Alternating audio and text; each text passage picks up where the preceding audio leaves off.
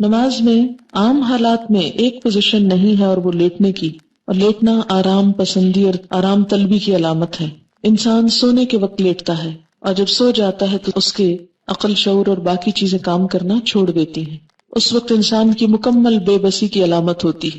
اس وقت انسان پھر نافرمانی کا کوئی کام کر نہیں سکتا، اس لیے نماز میں لٹایا نہیں گیا، باقی ہر حال میں جھکایا بھی گیا، ناک کی لکیریں نکلوائی گئی، پیشانی زمین پہ رکھی گئی، ہاتھ زمین پہ رکھوائے گئے، اور اس طرح رکھوائے گئے کہ کہا کتے کی طرح پھیلاؤ مت، ان کو اٹھا کے رکھو تاکہ پوری طرح سر جھک جائے۔ جب آپ ہاتھ پھیلا لیتے ہیں، کونیاں نیچے ٹکا لیتے ہیں، تو سر کے اندر یا پیشانی کے اندر وہ عاجزی نہیں آتی، وہ جھکاؤ نہیں آتا۔ پھر نماز کے اندر آپ سینے پہ ہاتھ باندھتے ہیں۔ سینے پہ ہاتھ باندھنا، دل پہ ہاتھ رکھنا، عاجزی، ادب کا مظاہرہ کرنا ہے، اور اس بات کا سمبل ہے کہ یا اللہ ہم ہاتھ باندھے پوری طرح تیری اطاعت کے لیے تیار ہیں، ہاتھ باندھ کے تیرے سامنے عہد کرتے ہیں ایاک نعبد و ایاک نستعین، ہمارے دل کے خیالات اور خواہشات اور سب کچھ تیرے نام وقف ہے۔ پھر نماز میں ہم ہاتھ اٹھاتے ہیں سب سے پہلے اللہ اکبر کہہ کے، ہینڈز اپ، سر تسلیم خم، کچھ بھی نہیں، سب کچھ چھوڑ دیا، اس دنیا سے بھی اعلان برات اور دنیا کے ہر کام سے، ہر ایک سے منہ موڑ کے اللہ کی طرف۔ اللہ اکبر، آپ خود سوچیں، اللہ اکبر کہتے ہوئے جب انسان اپنے ہاتھ اٹھاتا ہے تو یہ ہینڈز اپ ہونے کی علامت ہے کہ میں بے بس ہوں، تیرے سامنے کوئی بھی چیز، میرے ہاتھ خالی ہیں، خالی ہاتھ آیا ہوں اور عاجز ہوں، اطاعت گزار ہوں، فرما بردار ہوں، جو کہے گا مانوں گا۔ اور آخری ایکشن نماز میں سلام ہوتا ہے، ابتدا ہوتی ہے اللہ اکبر سے اور انتہا ہوتی ہے سلام پر۔ سلام پر انسان کی گردن بھی موو کرتی ہے، رائٹ اور لیفٹ، گویا تمام جسم اللہ کی اطاعت میں ایک دفعہ ہل چکا ہوتا ہے۔ اور جب انسان اپنی دائیں طرف سلام کرتا ہے تو پوری دنیا والوں کے لیے امن کا پیغام دیتا ہے، میسج دیتا ہے۔ بائیں طرف کرتا ہے تو پوری دنیا والوں کے لیے امن کا پیغام دیتا ہے، السلام علیکم، تم سب پر سلامتی ہو اور تم سب پر سلامتی ہو، میرے ہاتھ اور میرے زبان اور میرے اعمال سے تم سب محفوظ رہو۔ ایک نقطے پہ غور کیجئے، اللہ چاہتا تو یہ ایکشن کروائے بغیر یہ سب کچھ ہم سے کہلوا دیتا، لیکن آپ نے دیکھا ہوگا کہ بچوں کو بعض اوقات پوئمز پڑھوائی جاتی ہیں جو ویسے ہی رٹوا دی جاتی ہیں، اور بعض پوئمز ہوتی ہیں ایکشنز کے ساتھ۔ دونوں میں کیا فرق ہے؟ بہت بڑا فرق ہے۔ جب انسان جسمانی حرکات کے ساتھ کھڑے ہو کر، بیٹھ کر، سجدے میں جا کر، رکوع میں جھک کر، گردن موڑ کر، ہاتھ اٹھا کر اللہ کا نام لیتا ہے، تو گویا اپنے صرف زبان سے نہیں، صرف دماغ سے نہیں، صرف خیالات سے نہیں، اپنے جسم کے ساتھ، اپنے ایکشنز کے ساتھ یہ ثابت کر رہا ہے کہ وہ اللہ ہی کا بندہ ہے اور اللہ کی اطاعت میں ہر طرح سے سرگرم عمل رہے گا۔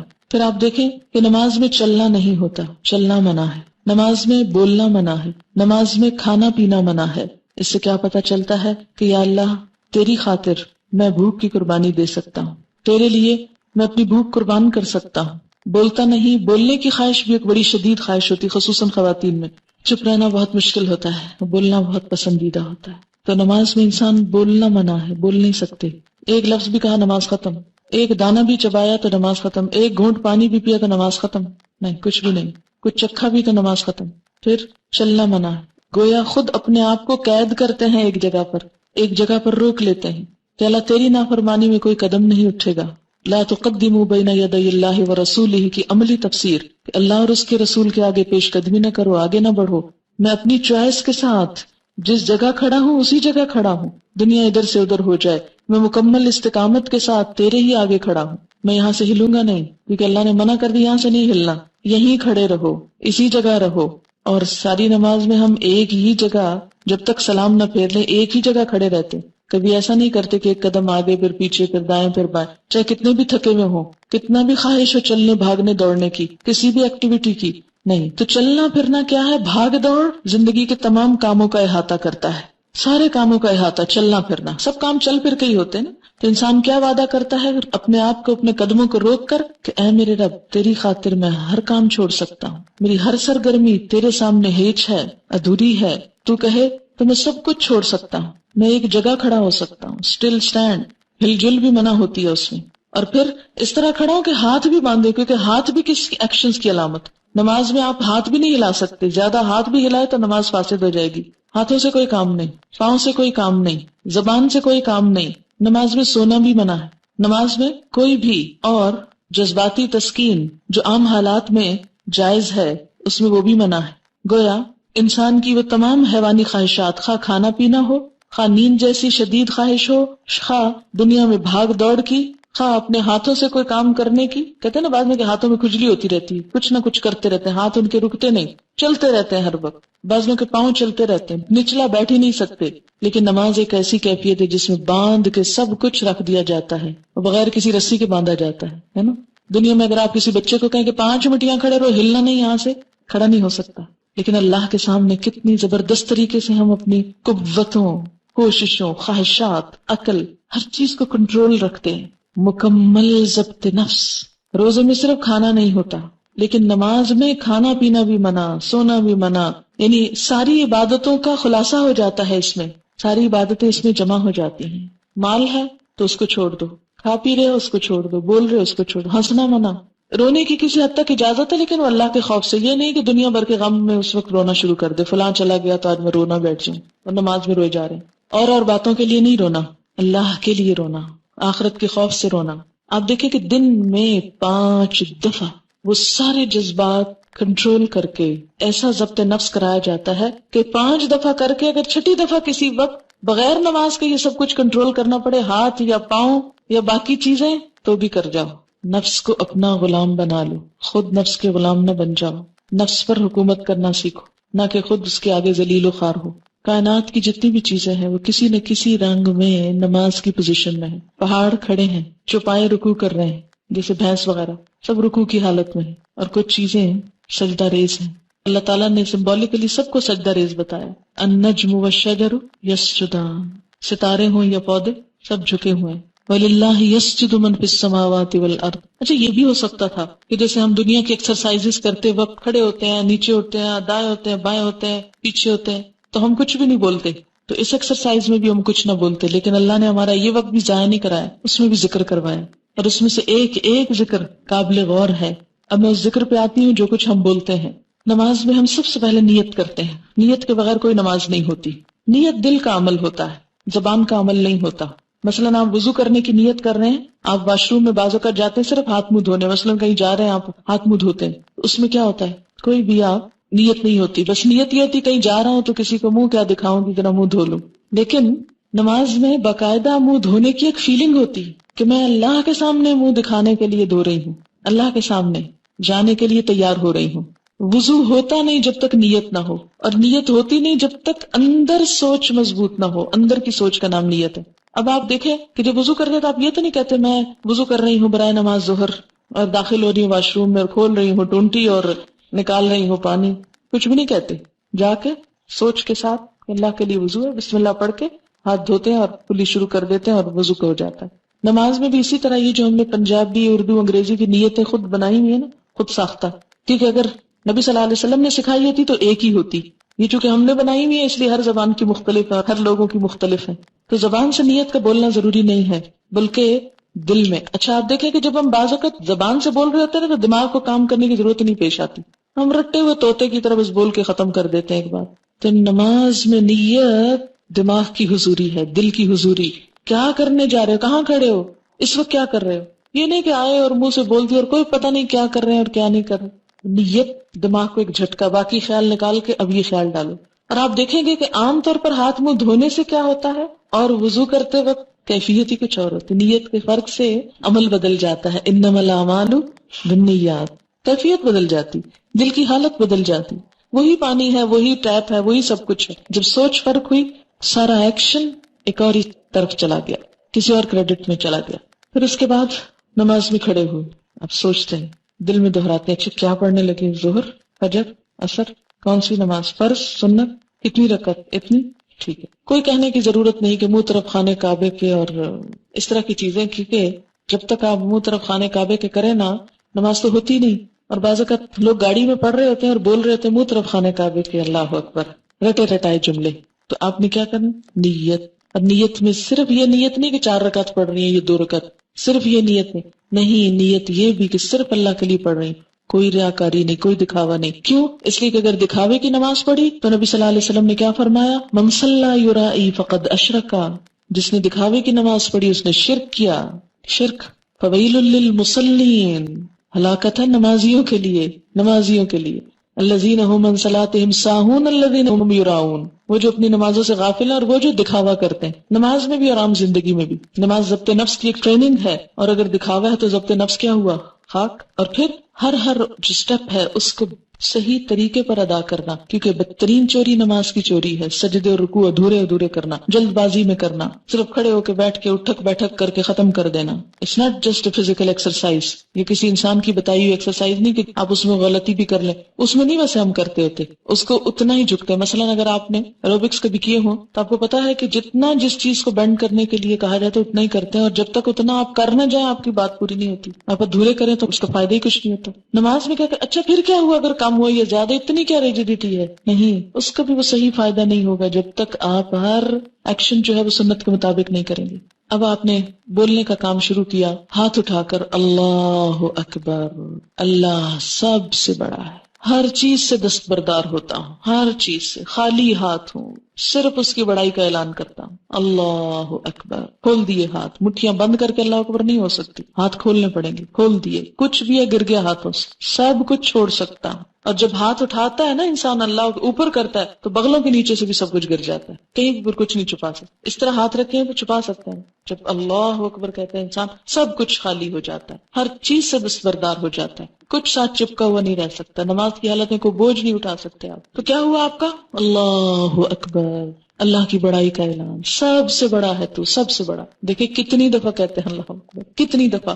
اور عملی زندگی میں واقعی اللہ بڑا ہے بڑا؟ نہیں، وہاں تو کہیں نفس بڑا ہے، کہیں عقل بڑی ہے، کہیں مال بڑا ہے، کہیں اولاد بڑی ہے، کہیں دوست بڑے ہیں، کہیں رشتہ دار بڑے ہیں، کہیں رسم و رواج بڑے ہیں، ان کے پیچھے چلتے ہیں۔ اور اللہ بس صرف نماز میں بڑا ہے، اور وہ بھی کوئی خاص نہیں، صرف کہنے کی حد تک۔ کیسی نماز ہے ہماری، اور ہر سٹیپ پہ کہہ رہے ہیں اللہ اکبر، اللہ سب سے بڑا ہے، سب سے بڑا، سب سے بڑا۔ اور اگر نماز درست ہو جائے سارا دین درست ہو جائے، نماز میں احساس اور شعور کام کرنے لگے، زندہ ہو جائے نمازیں ہماری، سوچی سمجھی ہو جائے، بہت کچھ فائدہ ہو جائے۔ اللہ اکبر، اور یہ کہہ کر انسان پر ہاتھ باندھ دیتا ہے سینے پر اور دعا پڑھنے لگتا ہے۔ اس میں کئی ایک دعائیں سکھائی گئی ہیں، مثلا سبحانک اللہم وبحمدک وتبارک اسمک وتعالی جدک ولا الہ غیرک، پاک ہے تو اے اللہ اور آپ ہی کی حمد ہے، اور بابرکت ہے آپ کا نام، اور بلند ہے آپ کی شان، اور نہیں کوئی عبادت کے لائق آپ کے سوا۔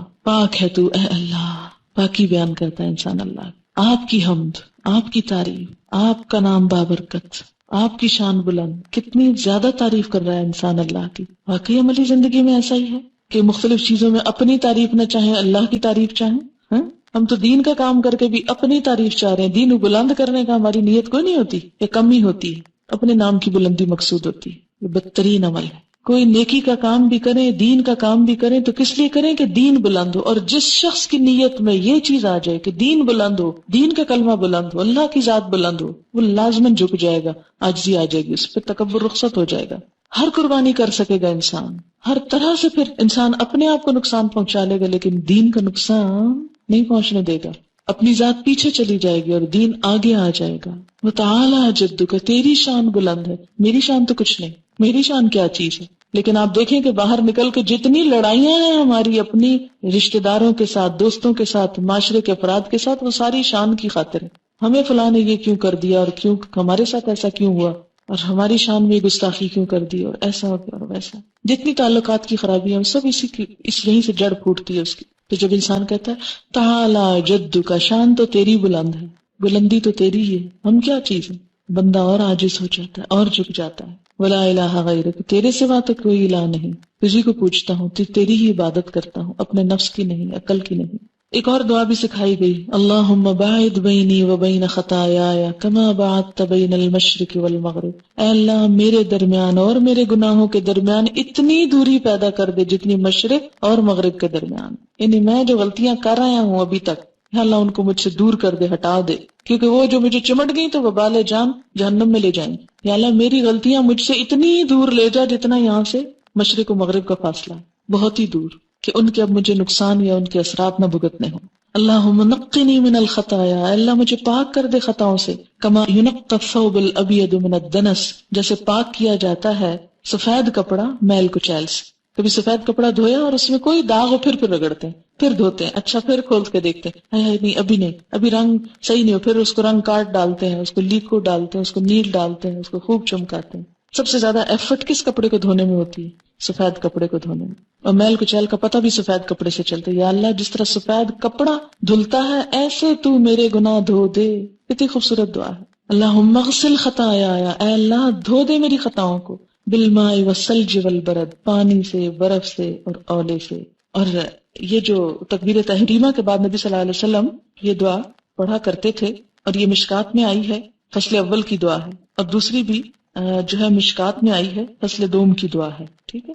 یعنی زیادہ صحیح حدیث جو یہ پہلے والی ہے، دوسری بھی پڑھی جا سکتی ہے، لیکن عموماً ہم دوسری والی پڑھتے ہیں، جبکہ پہلے والی کا بھی مفہوم بہت خوبصورت ہے۔ بہت سے لوگ صرف تعصب کی وجہ سے کہ نہیں چونکہ ہمیں بچپن میں ہی سکھائی گئی اس لیے صرف دوسری ہی دعا پڑھتے ہیں، جبکہ اس کے علاوہ بھی دعائیں ہیں۔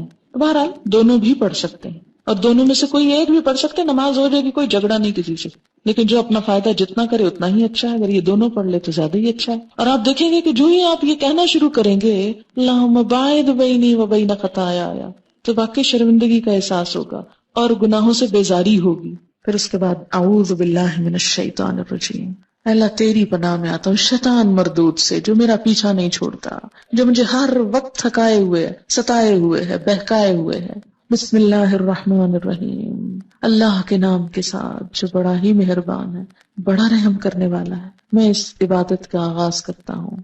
الحمدللہ رب العالمین، سب تعریف اللہ کے لیے ہے جو رب ہے تمام جہانوں کا، پوری یونیورس کو اس نے پیدا کیا اور ان کا خیال رکھ رہا ہے، جو ذرے سے پایہ تکمیل تک پہنچاتا ہے۔ پہاڑ کی اصل بھی ذرہ ہے، پانی کی اصل بھی قطرہ ہے، سمندر کی اصل بھی ذرہ ہے، درخت کی اصل بھی بیج ہے، انسان کی اصل بھی نطفہ ہے۔ ہر جو بڑی بڑی چیز ہم کو نظر آتی ہے یہ اصل میں کیا تھی؟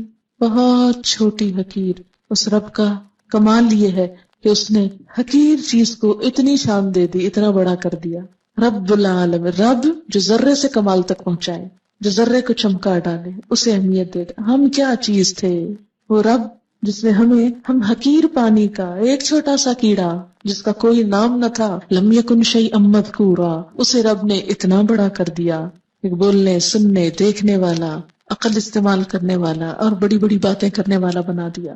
تو تعریف تو میری نہیں، میں تو ایک حقیر چیز تھی، اللہ کی تعریف۔ الرحمن، بڑا ہی مہربان، الرحیم، بار بار رحم کرنے والا، 70 ماؤں سے بڑھ کے پیار کرنے والا۔ اس کی رحمت سے ہی جی رہی ہوں، ورنہ جتنے گناہ ہیں شاید اگلا سانس بھی نہ لے سکوں۔ مالک یوم الدین، جزا سزا کے دن کا مالک، بدلے کے دن کا مالک۔ مالک یوم الاخرہ نہیں کہا گیا، مالک یوم الدین کہا گیا، بدلے کا دن، بدلے کا دن۔ اگر دنیا میں کسی دن کو آپ دیکھیں، بڑے دن منائے جاتے ہیں، مناتے ہیں نا، آج خواتین کا دن ہے، آج مزدوروں کا دن ہے، اور آج بچوں کا دن ہے، اور پولیو کا دن ہے، اور کسی ایک دن میں کہا جائے اگر آج بدلے کا دن ہے تو کیا حالت ہو؟ بدلے کا دن۔ قیامت کی سب سے بڑی مشکل ہی تو یہ ہے کہ وہ بدلے کا دن ہے۔ کون سا بدلہ؟ اچھا بدلہ بھی، جزا بھی اور سزا بھی، دونوں ہی چیزیں۔ من یعمل مثقال ذرۃ خیرا یرا ومن یعمل مثقال ذرۃ شرا یرا۔ نیکی کا ذرہ بھی جا دیکھے گا انسان، اور برائی کی حالت بھی جا دیکھے گا۔ لا تخفی منکم خافیہ، کوئی چھپی ہوئی چیز چھپی نہ رہ جائے گی۔ وبرزوا للہ الواحد القہار، سب نمایاں عیاں ہر چیز سامنے آ جائے گی۔ وَأُرِدُوا عَلَىٰ رَبِّكَ صَفًّا، صف در صف پیش کر دیے جائیں گے۔ وَوُضِعَ الْكِتَابُ، کتاب رکھ دی جائے گی، اور انسان کہے گا مَا لِهَٰذَا الْكِتَابِ لَا يُغَادِرُ صَغِيرَةً وَلَا كَبِيرَةً إِلَّا أَحْصَاهَا۔ کوئی چھوٹی بڑی چیز اس کتاب نے نہیں چھوڑی مگر جس کو گن گن کے نہ رکھا۔ گنی ہوئی چیزیں، ایک ایک نمبر گنا ہوا۔ اس انسان کے اتنے ہزار جھوٹ، اس انسان کی اتنی غیبتیں، اس انسان کی اتنی گالیاں، اس انسان کی اتنا احصا ہوتا ہے کسی چیز کو شمار کرنا، اسٹیٹسٹکس کے ساتھ کسی چیز کو پیش کرنا۔ اس انسان نے اتنے لاکھ دفعہ سبحان اللہ کہا تھا، اس نے اتنی نمازیں پڑھی تھی، اتنا قرآن پڑھا تھا، گنی ہوئی، حرف حرف گنا ہوا، کیونکہ ہر حرف پہ 10 نیکیاں نا، اس لیے ہر حرف گن کے رکھا جائے گا وہاں۔ ایسے کمپیوٹرز ہیں کہ سوچ نہیں سکتا انسان، اس کی بنیاد پر پھر جزا دی جانے لگے گی، ذرہ ذرہ تول لیا جائے گا۔ فَأَمَّا مَنْ ثَقُلَتْ مَوَازِينُهُ فَهُوَ فِي عِيشَةٍ رَاضِيَةٍ وَأَمَّا مَنْ خَفَّتْ مَوَازِينُهُ فَأُمُّهُ هَاوِيَةٌ۔ وما ادراک ما ہی نار حامیہ، جس کے نام اعمال بھاری ہوں گے وہ دل پسند عیش میں ہوگا، اور جس کے اس بدلے کے دن ہلکے ہو گئے وہ مصیبت میں مبتلا ہو جائے گا. اس کی ماں تو پھر خبر گیری کرنے والی حاویہ وہ جہنم ہوگی. تمہیں کیا پتا کہ کیا ہے، کھولتی آگ، ابلتی بھڑکتی آگ. ایاک نعبد، ہاتھ باندھ کے ہر نماز میں کھڑے ہو کر کئی دفعہ دن میں عہد، صرف تیری ہم عبادت کرتے ہیں، صرف تیری. وایاک نستعین، اور صرف تجھ سے ہم مدد چاہتے ہیں. اور عملی زندگی میں کیا کرتے ہیں؟ کبھی کسی پہ توقع، کبھی کسی پہ سہارا، کبھی کسی کا بھروسہ. جھوٹ کہتے ہیں جو نماز میں کہتے ہیں، اسی لیے تو نماز قائم نہیں ہو رہی. کسی بھی چیز کی بنیاد جب جھوٹ پر ہوتی ہے تو وہ قائم نہیں ہو سکتی، جھوٹ کے پاؤں نہیں ہوتے. تو جو شخص سچی نماز پڑھتا ہے پھر ہو نہیں سکتا کہ اس کی زندگی میں غیر اللہ شامل ہو جائے. ایاک نعبد، صرف تیری ہم عبادت کریں. وایاک نستعین، صرف تجھ سے ہم مدد چاہتے ہیں. انسانوں سے کوئی مدد لینا، مثلا میں آپ سے کہوں کہ یہ پانی کا گلاس اٹھا کے نیچے رکھ دیں، یہ اس میں شامل نہیں ہوتا. کیوں؟ اس لیے کہ یہ اسباب کو اختیار کرنا اللہ تعالیٰ کی طرف سے اس کا حکم بھی ہے. اللہ نے قرآن پاک میں ایک بہت عادل بادشاہ ذوالقرنین کی صفت بیان کی کہ اس نے فَأَتْبَعَ سَبَبًا، بار بار آتا ہے کہ اس نے اسباب کی پیروی کے اسباب استعمال کیے. اللہ کی پیدا کی نعمتوں کو استعمال کرنا یا کسی انسان سے مدد لینا یا ظاہر میں کسی چیز کا تبادلہ کرنا یہ منع نہیں ہے، یہ اس میں نہیں آتا. لیکن یہ سوچنا کہ کوئی شخص غیبی قوت کے ساتھ مدد کر سکتا ہے، بغیر وسائل کے ہماری مدد کر سکتا ہے، اپنی کسی خاص قوت کی وجہ سے کوئی کام کروا سکتا ہے جو مادی چیزوں میں نہیں روحانی چیزوں میں، تو یہ شرک میں آ جاتا ہے. صرف اللہ سے مدد چاہتے ہیں، بھروسہ اللہ کی ذات پر. اہدنا الصراط المستقیم، پھر دعا مانگتے ہیں اللہ سیدھا راستہ دکھا. صراط الذین انعمت علیہم، ان لوگوں کا راستہ جن پر تو نے انعام کیا. یعنی ہر شخص سمجھتا ہے وہ سیدھے راستے پہ جا رہا ہے، جبکہ دیکھنا یہ ہوگا کہ سیدھے راستے پہ جانے والے صحابہ کرام جو تھے، انبیاء علیہم السلام جو تھے، انہوں نے کیا کام کیے. غیر المغضوب علیہم، ان کا نہیں جن پہ تیرا غضب ہوا، ولا الضالین، اور نہ ان کا راستہ چاہیے جو بھٹک گئے. ایسے لوگ جیسی قومیں جن پر تیرا غضب ہوا، جیسے یہود نے کام کیے، بنی اسرائیل نے کام کیے، یا اللہ ہم وہ نہ کریں. اور نصارہ نے جو شرک کیا اور جس طرح بگڑ گئے اور دین کی حدیں پھلانگ کے کہیں اور چلے گئے، اور جدید دور میں جیسے وہ سیکولرزم کی طرف مائل ہو گئے ان کی اکثریت، سب بھٹکنے کی علامتیں ہیں. یا اللہ تو ہمیں ان سب بھٹکنے والی چیزوں سے بچا لینا. دن میں 5 دفعہ، اور پھر کہتے ہیں آمین، اے اللہ تو سن لے اور تو قبول کر لے. یہ ایک طرح سے دعا ہے. اب آپ دیکھیں کہ نماز میں ہم اللہ کو کیا دے رہے ہیں، خود ہی مانگے جا رہے ہیں. تھوڑی سی تعریف کرنے کے بعد مانگنے پہ آ جاتے ہیں، مانگنا شروع کر دیتے ہیں، پھر بھی احسان جتاتے ہیں کہ ہم نماز پڑھ رہے ہیں. نماز وہ تو اللہ ہمارے ساتھ بھلا کر رہا ہے، اللہ تعالیٰ نے ہمارے ساتھ بھلائی کی، ہم بھلا کیا کر رہے ہیں؟ کچھ بھی نہیں کر رہے. پھر اس کے بعد قرآن کا کچھ حصہ، فَاقْرَؤْا مَا تَيَسَّرَ مِنَ الْقُرْآنِ فَاقْرَؤْا مَا تَيَسَّرَ مِنْهُ وَرَتِّلِ الْقُرْآنَ تَرْتِيلًا. جیسے سورۃ مزمل میں آتا ہے یا ایھا المزمل قم اللیل الا قلیلا نصفہ وانقص منہ او زد علیہ ورتل القرآن ترتیلا. آہستہ آہستہ ترتیل کے ساتھ قرآن کو پڑھنا نماز میں. اس سے یہ پتہ چلتا ہے کہ زندگی کے ہر روز میں نماز میں قرآن کا کچھ نہ کچھ حصہ ضرور پڑھا جاتا ہے. تو گویا انسان اور قرآن لازم و ملزوم. عموماً لوگ صرف قل ہو اللہ پہ گزارا کرتے ہیں. کھانے میں تو ہم ایسا نہیں کرتے کہ صرف ایک چھوٹی سی چیز پہ گزارا کریں، ایک ہی کھانا روز کھاتے جائیں، ایک ہی لباس روز پہنتے جائیں. لیکن نماز میں ہم کیا کرتے ہیں کہ ہم ایک ہی قل ہو اللہ پڑھے جاتے ہیں. تو نماز میں کوشش کریں کہ نبی صلی اللہ علیہ وسلم کی جو مسنون صورتیں تھیں مختلف نمازوں میں پڑھا کرتے تھے وہ پڑھیں. اگر وہ یاد نہیں تو کم از کم اتنا تو قرآن پڑھیں کہ جس کو قرآن پڑھنا کہا جا سکے، نہ کہ صرف یہ کہ خانہ پوری. اور پھر جب آپ نماز میں قرآن پڑھیں گے اور سمجھ کر پڑھیں گے اور سمجھ کر سنیں گے، جیسے رمضان آ رہا ہے اور عمرے وغیرہ پہ جانے کی آپ کو توفیق ہو، تو آپ دیکھیں گے کہ نماز کی حالت میں قرآن کا پڑھنا اور سننا ایک اور ہی لطف دیتا ہے، ایک اور ہی مزہ دیتا ہے، ایک اور ہی حیثیت رکھتا ہے. اور سب سے زیادہ ثواب بھی اس قرآن کے پڑھنے کا ہے جو نماز میں پڑھا جاتا ہے. اس لیے خوش قسمت ہے وہ لوگ جنہیں حفظ و قرآن اور وہ نمازوں میں اس کو حاضر کریں، اور جن کو نہیں وہ اس کے لیے کچھ نہ کچھ کوشش کریں. اور آپ سب کے لیے میں یہ کہوں گی جو لوگ اب فارغ ہو کے جا رہے ہیں، ہمارے پچھلے سال کی ایک اسٹوڈنٹ تھی، ان کا جب کورس ختم ہو رہا تھا تو بہت اداس تھی، جیسے اکثر لوگ اداس ہوتے ہیں اس موقع پر. لیکن انہوں نے اپنی اداسی کو اور اس خلا کو کہ میں اب روز اتنا قرآن سنتی اور پڑھتی تھی، اب ایک دم میری زندگی میں خلا آ جائے گا، اتنا قرآن کے ساتھ تعلق، پھر کیا ہوگا؟ میرے پاس تو وقت ہے اور مجھے اس کے ساتھ تعلق قائم کرنا ہے. تو انہوں نے ایک بڑی اچھی بات سوچی، اور وہ یہ تھی کہ وہ کہنے لگی کہ میں نے اپنے اس غم اور اس اداسی کو ایک پریکٹیکل چیز میں بدل لیا. میں نے کہا کہ میں قرآن کا کچھ حصہ یاد کروں گی. اور ویسے بھی ہمارے کورس میں 30واں پارہ زبانی یاد کرنا ہوتا ہے، جو عموماً ہم طالبات کو کھلی چوائس دیتے ہیں کہ کورس ختم ہونے کے بعد گھر جا کر یاد کر کے کسی بھی وقت سال میں آ کے سنا دیں. تو 30واں چونکہ ہماری طرف سے لازم تھا تو انہوں نے کیا کیا، جاتے ہی قرآن پاک چھوٹی چھوٹی صورتوں کے ساتھ یاد کرنا شروع کر. اب وہ کہتی تھی کہ جس طرح میں پہلے دن میں 10 دفعہ سبق ترجمے سے یاد کرتی تھی، اب میں نے کیا کیا، 10 نہیں 20 دفعہ ایک ایک آیت پڑھتی تھی. جب آیت یاد ہوتی پھر 2 آیتیں ملا کے 20 دفعہ کرتی. پھر اسی طرح پہلے یہ ہوتا ہے کہ جب کوکنگ کر رہے ہیں تو قرآن پڑھ رہے ہیں، تو اب بھی میرا روٹین ہوتا تھا کہ اس وقت بھی قرآن پڑھ رہے ہیں. کہتی ڈرائیونگ کر رہی ہوتی تھی تو لائٹس پہ گاڑی رکتی تھی تو فوراً قرآن اٹھاتی اور سورت کو یاد ویسے پڑھتی رہتی، اور پھر کیا کرتی، تھوڑی سی جہاں سے بھولتی وہاں سے سپارہ دیکھ کے یاد کر رہی. پھر کہتی کہ میں نے ایک حافظہ کا بندوبست کیا کہ جو مجھ سے سنتی تھی، کیونکہ میں سمجھتی تھی کہ اب اتنا زیادہ ہو گیا کہ میں خود سے نہیں کر سکی. قرآن سنانے سے ہی زیادہ یاد ہوتا ہے، غلطی نکلتی ہے تو پتہ چلتا ہے کہ کہاں کھڑے. کہتی پھر اس کے سنانے کا بندوبست کیا. اور اس طرح وہ جو مجھے ڈر تھا کہ گیپ آ جائے گا، کہ قرآن کے ساتھ اتنی اٹیچمنٹ ہو گئی تھی اور اتنا اچھا سال گزرا تھا، تو اس میں فرق نہیں پڑا. پھر 30واں ہم نے لازم کیا تھا، اس میں جب انہوں نے سنایا تو کوئی غلطی نہیں تھی، 100 کے 100 نمبر تھے ان کے. پھر اس کے بعد انہوں نے کیا کیا، خود اپنے اون پہ 29واں بھی، کیونکہ بچے ان کے بڑے ہیں، 2 ہیں، بڑے ہو چکے ہیں، پھر گھر کا اتنا خاص کام نہیں. خود ڈینٹسٹ تھی، کام چھوڑ دیا فی الحال. اور اگر ڈینٹسٹ ہوں بھی اور پریکٹس کریں بھی تو آپ دیکھیں کہ آپ لوگوں کے دانت جوڑتے رہیں، توڑتے رہیں، نکالتے رہیں، ڈالتے رہیں، اور ساتھ قرآن پڑھتے رہیں. میرے دانت میں ایک دفعہ تکلیف ہوگی تو میں ڈینٹسٹ کے پاس مجھے آدھا گھنٹہ بعض اوقات تو اس چیئر پہ بیٹھنا پڑتا تھا، اور وہ کسی نہ کسی نرس یا ادھر ادھر بات شات کرتے رہتے تھے. تو میں سوچتی کاش اس شخص کو قرآن آتا ہو یا اس کو قرآن کی سمجھ ہو یا کوئی اچھی باتیں، تو اس وقت یہ مریض کو اتنا لمبا لیکچر دے سکتا ہے کھڑے کھڑے باتوں میں. تو وہی بھٹی جھونکنے والے اور اس کی مثال پھر آ گئی نا. اچھے دوست اور اچھے ساتھی، جلیس کا لفظ کوئی بھی جو ساتھ بیٹھ جائے، صرف دوست نہیں، جو دلی دوست، کوئی بھی جو پاس بیٹھا ہو، اس کی مثال ہے وہ.